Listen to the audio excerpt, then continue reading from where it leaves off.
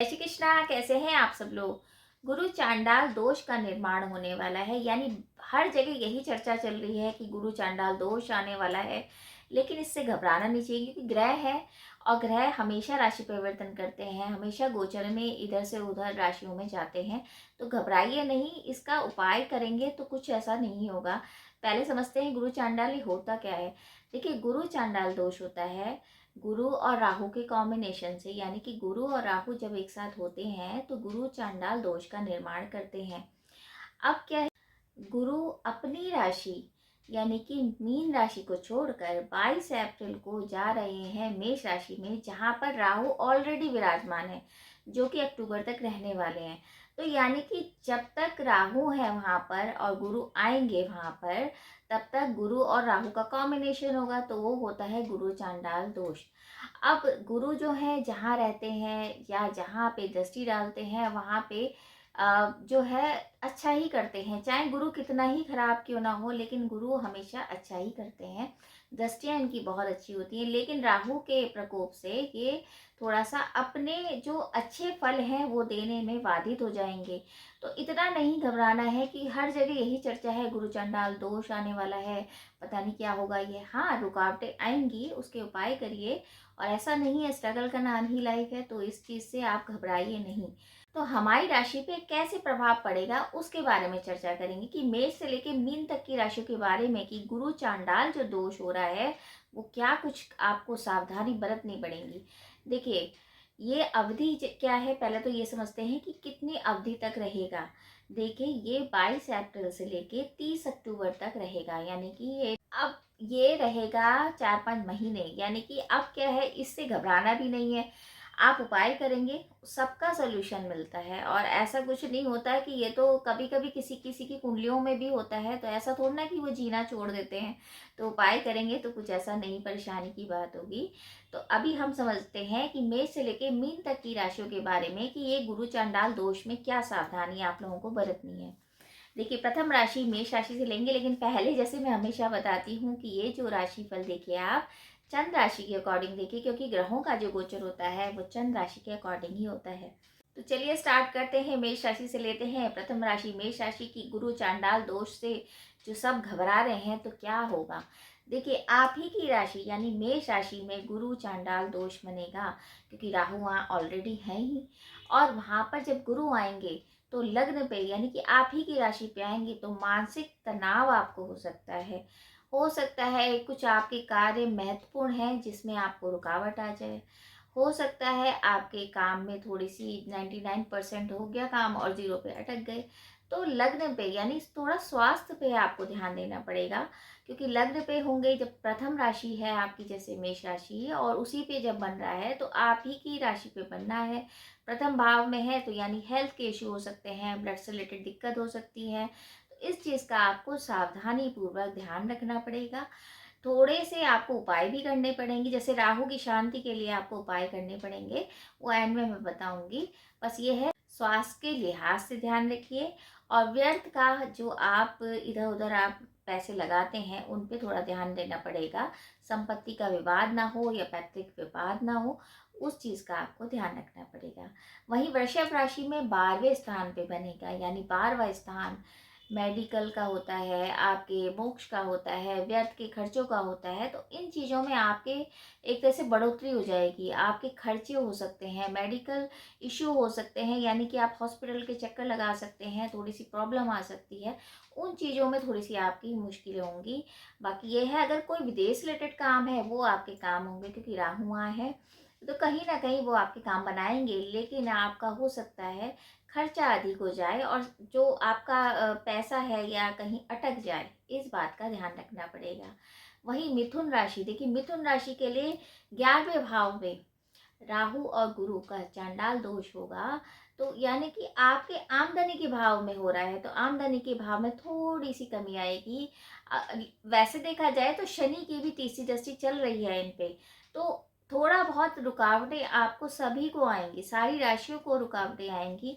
अब जैसे आमदनी से आपको दिक्कत आएगी मिथुन राशि वालों, क्योंकि उनके लिए क्या होगा, क्योंकि आपकी आमदनी के भाव में बन रहा है तो थोड़ा मानसिक तनाव हो सकता है, रुका हुआ धन आपका जो था, जो आने वाला था, वो अटक सकता है। तो इस बात की आपको ध्यान में रख के बात करनी है किसी क्लाइंट से, या किसी मतलब कोई ऐसा निवेश नहीं करना है जिससे आपका धन अटके। तो इस बात का ध्यान रखिए। वहीं कर्क राशि की बात करें तो कर्क राशि के लिए बन रहा है 10वें स्थान पे कार्य क्षेत्र में रुकावटें, यानी कि आप नया काम शुरू करने वाले थे तो उस काम में दिक्कत, या फिर आपके बॉस से खराब एक तरह से संबंध हो जाते हैं, या फिर आपके वर्कर से आपकी नहीं बन रही है, उस तरह की चीज़ें हो सकती हैं। क्योंकि 10वें घर में कार्य क्षेत्र में, यानी कि आपके जो काम के हिसाब से आपको दिक्कत आएंगी। पिता का सुख में थोड़ी कमी हो सकती है, पिता के स्वास्थ्य में भी थोड़ी कमी हो सकती है।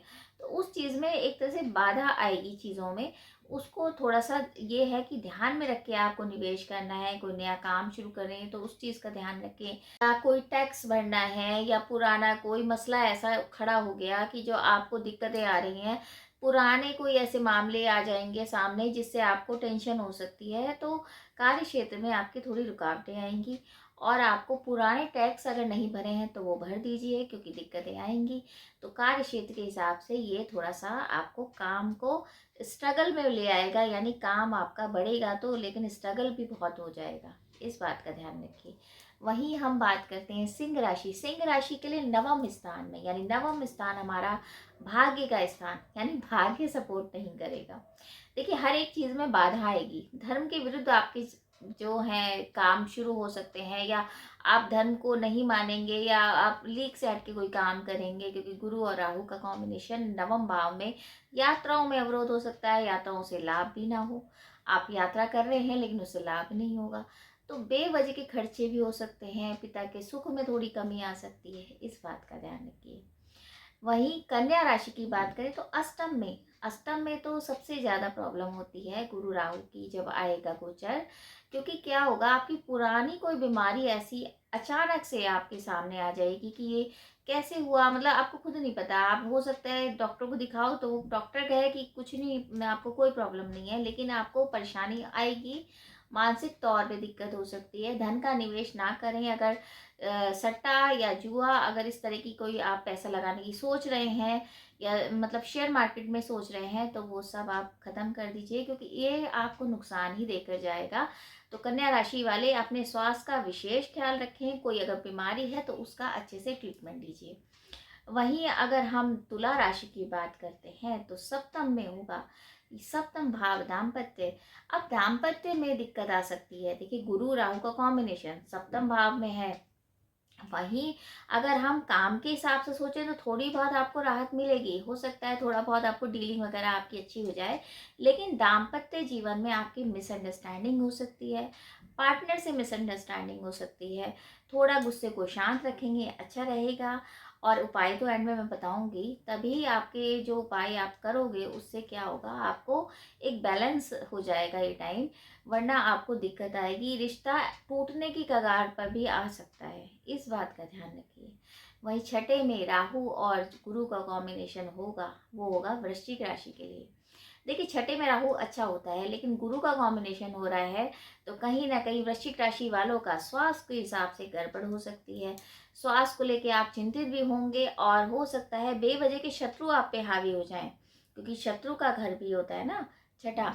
तो अब क्या होता है, आप ये बात को ध्यान में रख के जब काम करेंगे तो आपके दिमाग में रहेगा। ये प्रिडिक्शन करने का मतलब ये है कि आपको एक दिशा दिखाई जा रही है कि आप इस चीज़ से सावधान रहिए। ऐसा नहीं है कि कोई चमत्कार होगा और कोई चीज़ चेंज हो जाएगी, पर ये है कि आप उन चीज़ों से सावधानी रखिए। इसलिए आप प्रिडिक्शन बताई जाती है, करी जाती है कि आप इन चीज़ों का ध्यान रखिए कि छठे भाव में जब वृश्चिक राशि वालों के लिए होगा ये गोचर, तो आपको थोड़ा सा शत्रुओं से दिक्कत हो सकती है, आपके स्वास्थ्य में कमी आ सकती है।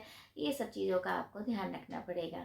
वहीं धनु राशि की बात करें तो पंचम में संतान से रिलेटेड दिक्कत, क्योंकि संतान घर होता है पंचम, गुरु राहु का कॉम्बिनेशन है, तो संतान से अगर दिक्कत हो सकती है, उसकी पढ़ाई को लेके आप चिंतित हो सकते हैं, या अगर किसी महिला ने कंसीव करा है तो उसका मिसकैरेज होने के चांसेस हो सकते हैं।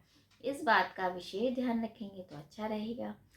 अब आती है मकर राशि। देखिए मकर राशि में चतुर्थ भाव में गुरु चांडाल दोष का निर्माण होगा, यानी कि आपकी सुखों में कमी आ सकती है, माता को स्वास्थ्य को लेके आप परेशान हो सकते हो, या फिर कोई नई चीज आपके घर में आने वाली थी उसको लेके आप उत्सुक जो थे वो उत्सुकता में कमी आ सकती है, थोड़ा सा ध्यान रखिए।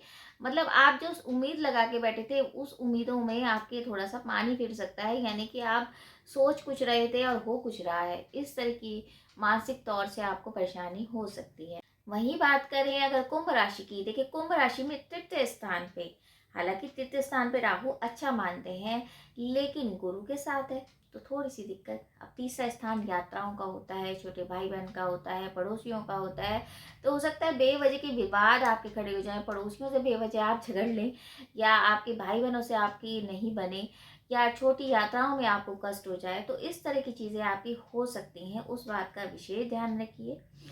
अब अंतिम राशि मीन राशि में दूसरे स्थान पे यानी कुटुंब भाव में गुरु चांडाल दोष का निर्माण हो रहा है, तो कहीं ना कहीं आपको कुटुंब में प्रॉब्लम हो सकती है, किसी तरीके का कलह हो सकता है, वाणी भाव भी बोलते हैं, तो हो सकता है कुछ आप एब्यूजिंग लैंग्वेज आप यूज करो तो वो आपको अवॉइड करनी है, किसी को भी गाली नहीं देनी है, हर एक से आपको बहुत अच्छे से बात करनी है। नहीं बात करनी तो आप बिल्कुल चुप हो जाइए, इग्नोर करेंगे तो ज़्यादा अच्छा है, वरना दिक्कत आएगी, क्योंकि धन का, कुटुंब का, वाणी का ये दूसरा घर होता है और आपकी तो 7.5 भी शुरू है, तो उस बात का आपको ध्यान रखना पड़ेगा। कलह हो सकता है घर में, आप अलग भी हो सकते हो, बहुत सारी चीज़ें आपने ध्यान में रख के काम करना है। तो ये तो था मेष से लेकर मीन तक की राशियों के बारे में कि कैसे गुरु चांडाल दोष आपको परेशान करेगा। देखिए परेशान तो खैर कोई ग्रहण नहीं करते हैं, लेकिन ये है होता है ना कि जैसे गोचर ऐसा है तो उसमें यह है कि मानसिक तनाव आ सकता है। हालांकि ये गोचर गणना है, आपके चार्ट में क्या है, गुरु की स्थिति या राहु की स्थिति, ये सब चीज के बारे में हमें नहीं पता है, तो उससे भी बहुत कुछ डिपेंड करता है। और घबराने की नहीं है बात, इससे आप उपाय भी करिए। अब उपाय आप सुनिए, उपाय क्या करने हैं आपको। राहु की चीजों का दान करना है ना। आप सफेद चंदन अपने माथे पे लगा सकते हैं। आप गुरु से रिलेटेड आप उपाय करिए, यानी कि आपको विष्णु सहस्त्र नाम का पाठ तो करना ही करना है, वो रक्षा कवच है, वो जरूर करिए। और राहु से रिलेटेड आप दान पुण्य, जैसे क्या होता है राहु का दान, मछलियों को आटे की गोली खिलाइए, या हाथी को अगर आप कभी अगर हाथी मिलता है तो आप उसको गन्ना खिला सकते हैं, वो भी बहुत अच्छा उपाय है। और अगर आप सतनाज 7 अनाज का दान करते हैं पक्षियों को तो बहुत शुभ रहता है, यानी कि जो विपत्ता आने वाली भी होगी वो विपत्ता नहीं आएगी। तो ईश्वर पे विश्वास करिए, ऐसा नहीं है कि इतना ज़्यादा हो रहा है कि गुरु चांडाल दोष आ रहा है, पता नहीं क्या होगा, घबराइए नहीं, उपाय करेंगे, सबका सॉल्यूशन है। भगवान ने अगर समस्या दी है तो उसका जो समाधान है वो भी साथ में दिया है। बाकी यही है कि आपको ये उपाय करने हैं। और अगर आपको कोई महत्वपूर्ण क्वेश्चन पूछना है तो आप कमेंट्स बॉक्स में मैसेज भी कर सकते हैं और कुंडली का विश्लेषण भी करा सकते हैं। तो इसी उम्मीद के साथ कि आप घबराएं नहीं, और जो गुरु चांडाल दोष का निर्माण हो रहा है उसका आप उपाय करेंगे, सब ठीक होगा। और अगर आपको वीडियो अच्छा लगे तो आप शेयर भी कीजिए। जय श्री कृष्ण।